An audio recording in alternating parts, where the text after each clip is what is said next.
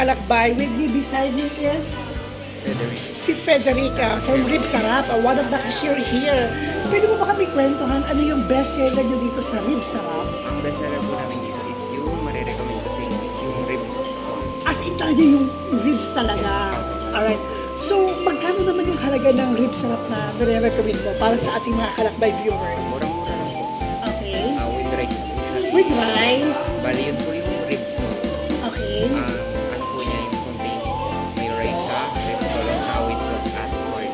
Ay, grabe. As in, binanggit mo yung sauce, parang nanakam ako doon actually. Actually, yung sauce, ay nakaseparate siya for the Rib Sarap. Yung mismong rib pag sinerve. Yes. And napansin ko at siniserve niyo siya ng as in talagang mainit-init pa. Umuusok pa talaga. Grabe mga kalakbay. Super lang.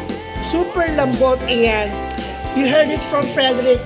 So what are you waiting for mga kalakbay? Come on and visit here at Rib Sarap. Only here at Barangay San Domingo, San Pedro, Laguna. Thank you so much.